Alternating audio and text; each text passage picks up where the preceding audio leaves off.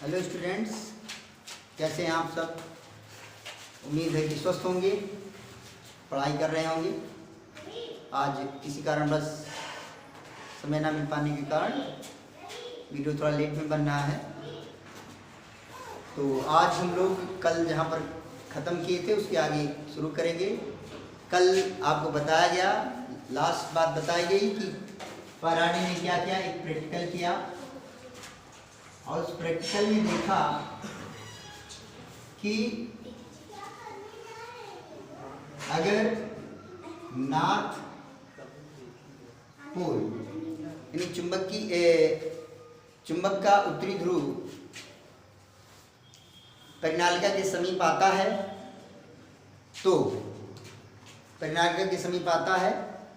तो इसमें क्या उत्पन्न होता है, इसमें धारा विक्षेप उत्पन्न होता है, यानी परिनालिका में धारा बहने लगती है। इसी तरह से अगर परिनालिका क्या होती है, परिनालिका से द नॉर्थ पोल को क्या किया जाता है, दूर लाया जाता है, तो क्या होगा, तो भी इसमें धारा बहेगी, तो भी इसमें विक्षेप उत्पन्न होगा। लेकिन उसकी दिशा अगर यहाँ पर अगर विक्षेप इधर की ओर है तो इसमें विक्षेप किधर होगा, इधर की ओर होगा, यानी विक्षेप की जो दिशा है वो क्या हो जाएगी, बदल जाएगी। फिर आपको बताया गया कि अगर ये परिनालिका है और इसी तरह से यहाँ पर क्या है, गैल्वेनोमीटर लगा हुआ है, और अगर इसका साउथ पोल लाते हैं, यहाँ पे साउथ पोल लाते हैं तो विक्षेप जो होगा फिर भी धारा बहेगी। लेकिन अब की बार जो विक्षेप होगा यहाँ पर नॉर्थ पोल को लाने पर इधर हुआ तो साउथ पोल को लाने पर विक्षेप किधर हो रहा है, इधर हो जाएगा। अब आपको ये समझ में नहीं आ रहा होगा कि सर ऐसा क्यों हो रहा है, ये मैं आगे बताऊंगा। अभी आपको ये समझना है कि ऐसा क्यों हो रहा है, ये दिशा इधर, मूवमेंट इधर ही क्यों हो रहा है, ये आपको बताया जाएगा। लेकिन हाल फिलहाल में आपको ये जानना है कि विक्षेप अगर इधर हो रहा है तो जब परिनालिका से साउथ पोल को क्या करेंगे, दूर ले जाएंगे परिनालिका को साउथ पोल से दूर ले जाएंगे, तो जो विक्षेप होगा वो किसकी ओर होगा, इधर होगा, अपोजिट डायरेक्शन में होगा। ये बात लास्ट में मैंने बताई थी। फैराडे ने इस प्रयोग को किया था। ऐसे कई प्रयोग किया उन्होंने, लेकिन उसमें से एक प्रयोग ये किया। तो उन्होंने कहा, क्या निष्कर्ष निकाला कि जब हमने क्या बताया था, इसमें कल क्या बताया था, हमने आपको कल बताया था कि चाहे चुंबक को परिनालिका के पास ले जाएं या दूर ले जाएं, या परिनालिका को चुंबक के पास ले जाएं या दूर ले जाएं, यानी दोनों में क्या उनसी गति, सापेक्ष गति, यानी एक के सापेक्ष दूसरे को गतिमान रखा जाए, तो परिनालिका में धारा बहने लगती है। और ये धारा तभी तक बहती है जब तक गति होती है। जैसे ही दोनों स्थिर हो जाएंगे, परिनालिका में कोई विक्षेप नहीं होगा, यानी परिनालिका में कोई धारा नहीं बहेगी। तो इस आधार पर फैराडे ने एक निष्कर्ष निकाला, एक विचार दिया और कहा कि जब किसी कुंडली से बद्ध चुंबकीय फ्लक्स में परिवर्तन होता है, या परिनालिका से बद्ध चुंबकीय फ्लक्स में क्या होता है, परिवर्तन होता है, तो उस परिनालिका में प्रेरित धारा बहने लगती है। कैसी धारा बहने लगती है, प्रेरित धारा बहने लगती है, प्रेरित धारा बहने लगती है। कौन सी धारा, प्रेरित धारा बहने लगती है। और इस घटना को उन्होंने विद्युत चुंबकीय प्रेरण कहा। इस घटना को उन्होंने क्या कहा, विद्युत चुंबकीय प्रेरण कहा। तो फिर से एक बार समझते हैं, क्या कहा, सारे चीजों का निष्कर्ष निकल कर क्या आया सामने, कि जब किसी कुंडली से बद्ध चुंबकीय फ्लक्स में क्या होता है, परिवर्तन होता है, तो उस कुंडली में या परिनालिका में क्या उत्पन्न होगा, प्रेरित धारा उत्पन्न होगी। और इस घटना को हम क्या कहेंगे, विद्युत चुंबकीय प्रेरण कहेंगे। क्लियर हो गया कि नहीं हो गया, बात समझ में आई कि नहीं आई। थोड़ा सा और अगर विस्तार से समझें तो उन्होंने अगर दूसरी भाषा में विस्तार से इसको बोले तो हम कैसे बोलेंगे कि उन्होंने कहा कि जब किसी कुंडली के से बद्ध चुंबकीय फ्लक्स में परिवर्तन होता है तो उस प्रणालिका या कुंडली में प्रेरित विद्युत वाहक बल, प्रेरित विद्युत वाहक बल, प्रेरित विद्युत वाहक, प्रेरित विद्युत वाहक बल उत्पन्न होता है। क्या उत्पन्न होता है? प्रेरित विद्युत वाहक बल उत्पन्न होता है, और जिसके कारण प्रेरित धारा बहने लगती है, और इस घटना को ही विद्युत चुंबकीय प्रेरण कहते हैं। अब इस शब्द प्रेरित क्यों कहा गया? प्रेरित शब्द इसलिए बोला उन्होंने क्योंकि इसमें अपने आप धारा नहीं बह रही, परिनालिका में अपने आप धारा नहीं बह रही है, बल्कि चुंबक को परिनालिका के समीप या परिनालिका से दूर ले जाने पर चुंबक में प्रेरित विद्युत वाहक बल उत्पन्न हो रहा है, विद्युत वाहक बल उत्पन्न हो रहा है, इसलिए इसे क्या सा विद्युत वाहक बल कहा गया? प्रेरित विद्युत वाहक बल कहा गया। अगर कोई पूछता है कि प्रेरित विद्युत वाहक बल क्यों कहते हैं, तो प्रेरित विद्युत वाहक बल क्यों कहते हैं? क्योंकि ये जो विद्युत वाहक बल है ये स्वयं उत्पन्न नहीं हुआ है, बल्कि सापेक्ष गति के कारण। सापेक्ष गति का मतलब चाहे कुंडली प्रणालिका को चुंबक से पास ले जाएं या दूर ले जाएं, और चाहे चुंबक को परिनालिका के पास ले जाएं या दूर ले जाएं। क्लियर हो गया कि नहीं हो गया? तो इसलिए इसे प्रेरित विद्युत वाहक बल कहते हैं। और आपको ये बताया जा चुका है कि विद्युत वाहक बल क्या है? वास्तव में वोल्टेज ही तो है। क्या है? वोल्टेज है, विभवांतर ही तो है। तो बात समझ में नहीं आ गया? तो फिर इस प्रेरित विद्युत वाहक बल के कारण क्या उत्पन्न होता है? प्रेरित धारा उत्पन्न होती है, और इस घटना को ही विद्युत चुंबकीय प्रेरण कहते हैं। मुझे लगता है समझ में आ गया होगा, कोई दिक्कत नहीं होगी। तो विद्युत चुंबकीय प्रेरण की अगर आपसे कोई पूछता है कि विद्युत चुंबकीय प्रेरण किसे कहते हैं, तो एक सरल सीधी परिभाषा क्या लिखोगे कि जब किसी कुंडली से बद्ध चुंबकीय कुंडली या परिनालिका से बद्ध चुंबकीय फ्लक्स में क्या होता है? परिवर्तन होता है, तो उसमें प्रेरित विद्युत वाहक बल उत्पन्न होता है, जिसके कारण उस परिनालिका या कुंडली में प्रेरित धारा बहने लगती है, और इस घटना को ही विद्युत चुंबकीय प्रेरण कहते हैं। मुझे लगता है समझ में आ गया होगा, कोई दिक्कत नहीं होगी, परिभाषा समझ में आ गई होगी। अब प्रिय बच्चों, आपको ये समझना है कि जो ये मैं बार बार बोल रहा हूँ कि चुंबकीय फ्लक्स में परिवर्तन, तो चुंबकीय फ्लक्स में परिवर्तन कैसे होगा, इस पर हम लोग चर्चा कर लेते हैं, ताकि एकदम ये कॉन्सेप्ट क्लियर हो जाए, आपको समझ में आ जाए। तो चलते हैं, आगे बढ़ते हैं। यहाँ पर फाई बराबर, तो अब हम जानेंगे कि चुंबकीय फ्लक्स में परिवर्तन कैसे किया जा सकता है। कल हमने आपको बताया था कि वास्तव में चुंबकीय फ्लक्स क्या है? चुंबकीय flux phi B is equal to किसके बताया गया था? B dot A. अर्थात जो चुंबकीय फ्लक्स है वो क्या है? विद्युत चुंबकीय क्षेत्र और क्षेत्रफल वेक्टर के अदिश गुणनफल के बराबर होता है। अगर मैं इसको लिखूं तो मैं लिख सकता हूं कि फाई बी बराबर B into A cos theta, V into A cos theta. समझ में आ गया होगा, कोई दिक्कत नहीं होगी। अब यहां से फाई बी बराबर किसके आ गया? बी ए कास थीटा। तो इसका मतलब चुंबकीय फ्लक्स किस पर निर्भर करता है? चुंबकीय क्षेत्र पर, क्षेत्रफल पर, और थीटा, कास थीटा पर। तो कास थीटा किस पर निर्भर करता है? थीटा पर। कास थीटा किस पर निर्भर करता है? थीटा पर। क्लियर हो गया कि नहीं हो गया? तो इसका मतलब चुंबकीय फ्लक्स किन बातों पर निर्भर करता है? तीन बातों। पहला चुंबकीय क्षेत्र पर, दूसरा क्षेत्रफल पर, और तीसरा चुंबकीय क्षेत्र और क्षेत्रफल के बीच के कोण पर। क्लियर हो गया कि नहीं हो गया बेटा? तो चुंबकीय फ्लक्स में परिवर्तन कितने प्रकार से किया जा सकता है? पहला, चुंबकीय क्षेत्र में परिवर्तन कर दिया जाए, दूसरा क्षेत्रफल में परिवर्तन कर दिया जाए, और तीसरा उनके बीच के कोण को परिवर्तित कर दिया जाए। बात समझ में नहीं आ गई? तो तीन प्रकार से चुंबकीय फ्लक्स में परिवर्तन किया जा सकता है। समझ आ गया नहीं आ गया? अगर आपसे कोई पूछता है कि चुंबकीय फ्लक्स में परिवर्तन कितने प्रकार से किया जा सकता है, तो 3 प्रकार से किया जा सकता है। पहला चुंबकीय क्षेत्र में परिवर्तन करके, दूसरा क्षेत्रफल में परिवर्तन करके, और तीसरा चुंबकीय क्षेत्र और क्षेत्रफल दोनों के बीच के कोण पर। क्लियर? तो चलिए शुरू करते हैं आगे।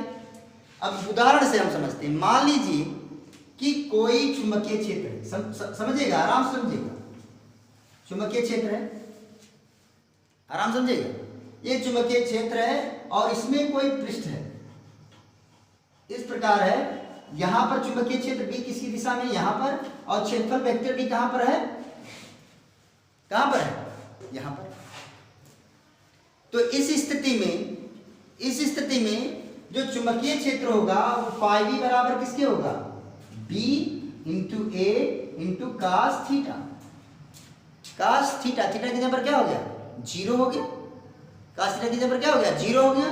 तो क्योंकि बी और ए दोनों की दिशा क्या हो गई? एक ही डायरेक्शन में है, तो थीटा क्या हो जाएगा? 0 हो जाएगा। और कास 0 की वैल्यू क्या होती है? 1। तो कास 0 की जब वैल्यू 1 होती है तो phi B is equal to किसके आ गया बेटा? बी इंटू ए।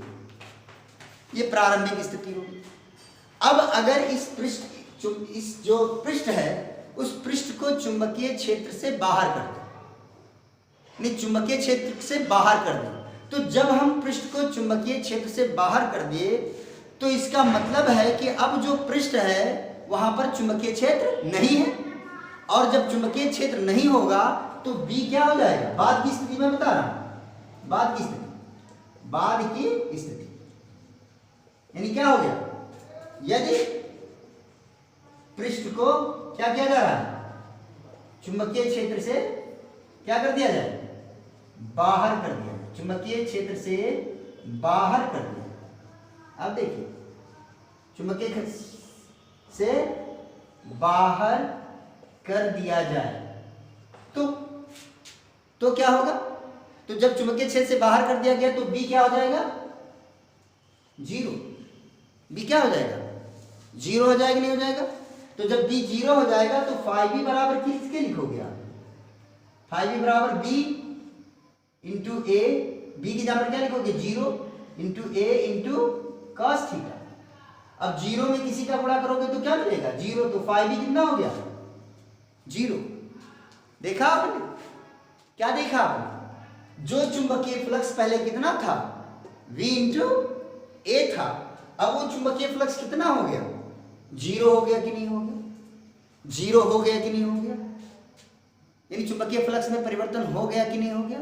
जो चुंबकीय फ्लक्स पहले V इंटू ए था वो चुंबकीय फ्लक्स क्या हो गया? 0 हो गया कि नहीं हो गया? और कैसे हुआ? जब हमने चुंबकीय क्षेत्र को परिवर्तित कर दिया। चुंबकीय क्षेत्र का मान यहाँ पर कितना था? V था। और यहाँ पर चुंबकीय क्षेत्र का मान कितना हो गया? 0 हो गया। तो हमने यही तो आपको यहाँ पर बताया कि अगर चुंबकीय क्षेत्र को परिवर्तित करते हैं तो चुंबकीय फ्लक्स का मान क्या हो जाएगा? परिवर्तित हो जाएगा। चुंबकीय फ्लक्स क्या हो जाएगा? परिवर्तित हो जाएगा। और एक उदाहरण के द्वारा मैंने यहाँ पर आपको दिखाया, एक उदाहरण के द्वारा आपको दिखाया, क्या दिखाया? कि अगर चुंबकीय क्षेत्र B है तो चुंबकीय फ्लक्स का मान कितना होता है? V इंटू ए होता है। लेकिन अगर उसी पृष्ठ को चुंबकीय क्षेत्र के बाहर रख दिया जाए तो इस स्थिति में चुंबकीय क्षेत्र क्या हो जाएगा? क्योंकि पृष्ठ ऐसे स्थान पर है जहां पर चुंबकीय क्षेत्र है ही नहीं, तो वो B, वहां पर B क्या होगा? 0 होगा। और उस कुंडली से बद्ध जो फ्लक्स होगा वो किसके बराबर होगा? 0 के बराबर होगा। अगर मैं इसको φ1 मान लूं और इसको मैं क्या मान लूं? φ2 मान लूं, तो आपको समझ में आ गया होगा कि पहले जो चुंबकीय फ्लक्स था वो था B इंटू ए, और बाद का जो चुंबकीय फ्लक्स है वो कितना है? कितना है? 0। तो इस तरह से चुंबकीय फ्लक्स में जो परिवर्तन हो गया वो किसके बराबर हुआ? φ2 माइनस φ1 के। φ2 कितना हो गया? 0 हो गया और माइनस BA। तो ये हो जाएगा बराबर माइनस BA, और इसे आप लिख सकते हैं डेल्टा फाई। मुझे लगता है समझ में आ गया होगा, कोई दिक्कत नहीं होगी। तो delta phi is equal to किसके हो गया? φ2 माइनस φ1। तो ये जो चीज निकल करके आई, ये कैसे आई कि हमने सीखा और हमने जाना कि जो है अगर मैं चुंबकीय क्षेत्र में परिवर्तन करता हूं तो चुंबकीय फ्लक्स में परिवर्तन हो रहा है, जिसको मैंने इस उदाहरण से बता दिया है। मुझे लगता है समझ में आ गया होगा, कोई दिक्कत नहीं होगी। क्लियर हो गया? अब देखिए हमने दूसरी बात क्या बताई है कि अगर क्षेत्रफल में परिवर्तन करते हैं, किसमें परिवर्तन करते हैं, क्षेत्रफल में परिवर्तन करते हैं, तब भी चुंबकीय फ्लक्स में परिवर्तन होगा। आइए देखते हैं। चलिए, ये तो पहले की स्थिति हो गई। चुंबकीय क्षेत्र V है, जो पृष्ठ लिया है उसका क्षेत्रफल कितना है, A है, तो φv बराबर, और दोनों की दिशा क्या है, एक ही ओर है, तो यहां पर क्या हो गया, B into A into cos 0। तो ये φ1 बराबर किसके आ गया, B इंटू A। अब क्या हो गया, अब फिर से मैं चुंबकीय क्षेत्र ले रहा हूं, और अब की बार जो मैंने पृष्ठ लिया है क्षेत्रफल वेक्टर, चुंबकीय क्षेत्र तो B हो गया, और क्षेत्रफल वेक्टर कितना ले लिया, A/2, यानी क्षेत्रफल कितना रख दिया, कर दिया, पृष्ठ का जो क्षेत्रफल लिया वो कितना ले लिया, A/2, यानी पृष्ठ के क्षेत्रफल को क्या कर दिया हमने, आधा कर दिया। अब कुछ बच्चे सोच रहे होंगे कि सर जी आप दोनों का डायरेक्शन सेम क्यों ले रहे हैं, इसका डायरेक्शन उधर भी तो कर सकते थे, आप डायरेक्शन दोनों में सेम क्यों ले रहे हैं, आपके मन में ये प्रश्न उठ रहा होगा। तो प्रिय बच्चों, मैं आपको क्या बता रहा हूं, मैं आपको ये सिखाना चाहता हूं कि चुंबकीय फ्लक्स में परिवर्तन, यदि चुंबकीय क्षेत्र में परिवर्तन हो रहा है तब हो रहा है, यदि चुंबकीय ये क्षेत्रफल में हो रहा है तब हो रहा है, और यदि थीटा में हो रहा है तो हो रहा है। पहली बार जब मैंने बताया कि जब चुंबकीय क्षेत्र में परिवर्तन हो रहा है, तो जब मैं चुंबकीय क्षेत्र में परिवर्तन को दिखाया तो ना तो क्षेत्रफल में परिवर्तन किया और ना ही एंगल में कोई परिवर्तन किया। अब यहां पर मैं किसके बारे में बात करने जा रहा हूं, किसके परिवर्तन के बारे में बात करने जा रहा हूं, क्षेत्रफल में परिवर्तन के बारे में बात करना जा रहा हूं। इसका मतलब मैं केवल इसमें परिवर्तन कर रहा हूं, चुंबकीय क्षेत्र और क्षेत्र वेक्टर के बीच के कोण को परिवर्तित नहीं कर रहा हूं। मुझे लगता है समझ में आ गया होगा, क्योंकि यहां पर हम केवल ये दिखाना चाहते हैं कि क्षेत्रफल के कारण परिवर्तन हो सकता है, जबकि चुंबकीय क्षेत्र में भी कोई परिवर्तन ना हो, और चुंबकीय क्षेत्र और क्षेत्रफल वेक्टर की दिशा में भी कोई परिवर्तन ना हो।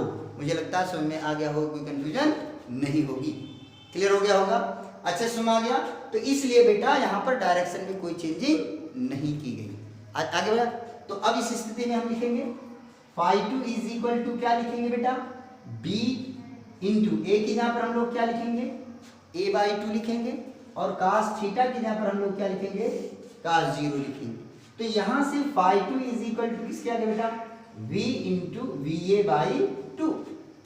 तो देखा आपने, पहले चुंबकीय फ्लक्स कितना था, VA था, और अब चुंबकीय फ्लक्स कितना हो गया, VA/2 हो गया। देखा आपने, तो क्या देखा आपने, चुंबकीय फ्लक्स में परिवर्तन हो रहा है, कब हो रहा है, जब क्षेत्रफल में परिवर्तन किया जा रहा है। अगर क्षेत्रफल A से A/2 किया जा रहा है, तो मतलब इस क्षेत्रफल में परिवर्तन किया जा रहा है, तो चुंबकीय फ्लक्स में भी परिवर्तन हो रहा है, जबकि चुंबकीय क्षेत्र में कोई परिवर्तन नहीं हो रहा है, और ना ही उनके बीच के कोण में भी कोई परिवर्तन किया जा रहा है। बात समझ आई बेटा। तो चुंबकीय फ्लक्स हमने यहाँ पर क्या सीखा कि यदि चुंबकीय फ्लक्स क्षेत्रफल में परिवर्तन किया जा रहा है, पृष्ठ के क्षेत्रफल में परिवर्तन किया जा रहा है, तो चुंबकीय फ्लक्स में परिवर्तन हो जाएगा। तो हमने आज अभी तक क्या सीख लिया है, हमने सीखा है कि चुंबकीय क्षेत्र में परिवर्तन करने पर भी चुंबकीय फ्लक्स में परिवर्तन होता है, क्षेत्रफल में परिवर्तन करने पर भी चुंबकीय फ्लक्स में परिवर्तन होता है। अब मैं आपको ये दिखाने वाला हूं कि एंगल में चुंबकीय क्षेत्र और क्षेत्रफल वेक्टर के बीच के एंगल को भी परिवर्तित किया जाए, तब भी चुंबकीय फ्लक्स में परिवर्तन होगा। आइए देखते हैं। अब देखिए मैंने क्या कहा, अब मैं कोण को परिवर्तित करने वाला हूं, तो जब मैं कोण को परिवर्तित करने वाला हूं तो मैं इसमें और इसमें परिवर्तन की बात नहीं करूंगा, क्योंकि मैं केवल इसको दिखाना चाह रहा हूं कि इसमें भी परिवर्तन करने पर चुंबकीय फ्लक्स में परिवर्तन होगा। क्लियर हो गया कि नहीं हो गया? तो आइए देखते हैं हमको लोग इसको आगे बढ़िया से। पहली स्थिति इस तरह से है, यहां पर क्षेत्रफल चुंबकीय क्षेत्र क्या है, B है, क्षेत्रफल वेक्टर क्या है, A है, और दोनों का डायरेक्शन एक ही तरफ है, तो φb इज इक्वल टू क्या हो गया, b into A into cos 0 और phi 1 इजकल टू, यानी phi 1 की यहाँ पर मैंने phi 1 इसलिए लिखा यानी पहली स्थिति है, और phi 1 इजकल टू आ गया b इंटू ए। अब प्रिय बच्चों, मैंने चुंबकीय क्षेत्र में कोई परिवर्तन नहीं किया, यानी b लिख दिया। क्लियर हो गया कि नहीं हो गया? मैंने क्षेत्रफल में भी कोई परिवर्तन नहीं किया, यानी जो क्षेत्रफल a था वही अब भी है, यानी इस पृष्ठ का क्षेत्रफल भी a है।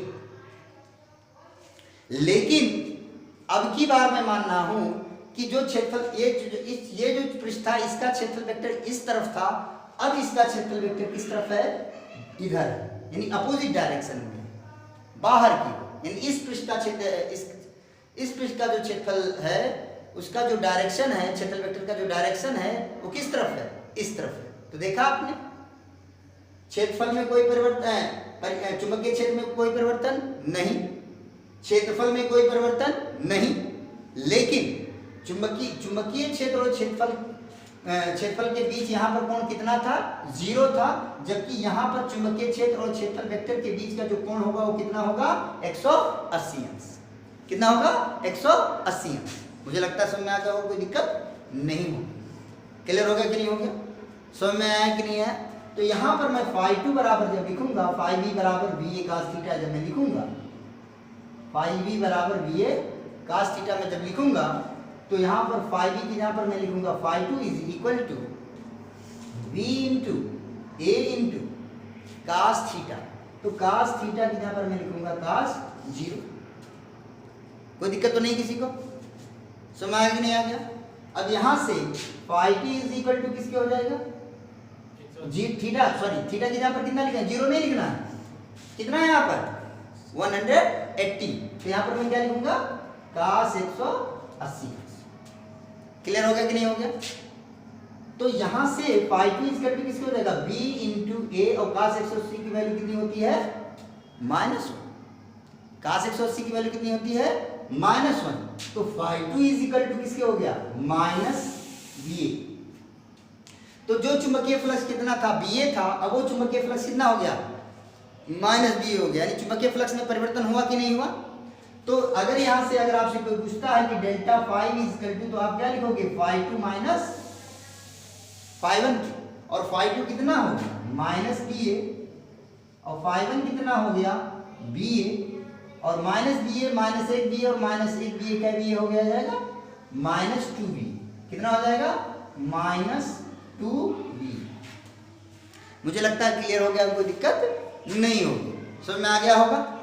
तो क्या सीखा आपने कि चुंबकीय फ्लक्स में कितने प्रकार से परिवर्तन किया जाता है? पहला, चुंबकीय क्षेत्र में परिवर्तन करेंगे तभी चुंबकीय फ्लक्स में परिवर्तन होगा। दूसरा, क्षेत्रफल में परिवर्तन करेंगे तभी परिवर्तन होगा। तीसरा, अगर उनके बीच के एंगल को परिवर्तित करेंगे तभी चुंबकीय फ्लक्स में परिवर्तन होगा। अब आपके दिमाग में कौन रहा होगा, एक प्रश्न कौन रहा होगा कि सर जी क्या ऐसा ही संभव है? मैं कह रहा हूं नहीं, इसके अलावा भी संभव है। आप कहेंगे क्या? मैं कह रहा हूं सुनिए, अगर चुंबकीय क्षेत्र और क्षेत्रफल दोनों में परिवर्तन किया जाएगा तभी चुंबकीय फ्लक्स में परिवर्तन होगा। अगर क्षेत्रफल और कोण दोनों में परिवर्तन होगा तभी चुंबकीय फ्लक्स में परिवर्तन होगा। ये चुंबकीय क्षेत्र और कोण दोनों में परिवर्तन किया जाएगा तभी चुंबकीय फ्लक्स में परिवर्तन होगा, और यदि तीनों में परिवर्तन किया जाएगा तभी चुंबकीय फ्लक्स में परिवर्तन होगा। मुझे लगता है क्लियर हो गया होगा। तो मैं यह आपको बताना चाह रहा था कि चुंबकीय फ्लक्स में परिवर्तन करने पर केवल केवल चुंबकीय क्षेत्र में परिवर्तन करने पर भी चुंबकीय फ्लक्स में परिवर्तन होगा, केवल क्षेत्रफल में भी परिवर्तन करने पर भी चुंबकीय फ्लक्स में परिवर्तन होगा, केवल कोण में परिवर्तन करने पर भी चुंबकीय फ्लक्स में परिवर्तन होगा, और इसके अलावा तो अभी मैंने आपको बता दिया है। तो फैराडे का जो विद्युत चुंबकीय प्रेरण संबंधी प्रयोग था वो किस पर आधारित था? चुंबकीय फ्लक्स में परिवर्तन पर आधारित था। और चुंबकीय फ्लक्स में परिवर्तन कैसे हो सकता है इसको हम लोगों ने आज सीखा है, जाना है। मुझे लगता है समझ में आ गया होगा, कोई दिक्कत नहीं होगी, कोई समस्या नहीं होगी। और फैराडे के विद्युत चुंबकीय प्रेरण संबंधी प्रयोग को भी आपने समझ लिया होगा। तो अब हम लोग आगे फैराडे के विद्युत चुंबकीय प्रेरण संबंधी 2 नियम पढ़ेंगे। फैराडे के विद्युत चुंबकीय प्रेरण संबंधी 2 नियम हमको पढ़ना है। जिसमें पहला नियम जो है चुंबकीय फ्लक्स में परिवर्तन से संबंधित है, और जो दूसरा नियम है वो प्रेरित धारा से संबंधित है, जिसे लेंज के नियम से भी हम लोग जानते हैं। काफ़ी चर्चा होगी उस पर, उसकी व्याख्या की जाएगी, लेकिन इसकी बात हम लोग कल करेंगे। आज इतना ही, क्योंकि समय बहुत कम है। फिर मिलते हैं कल। धन्यवाद।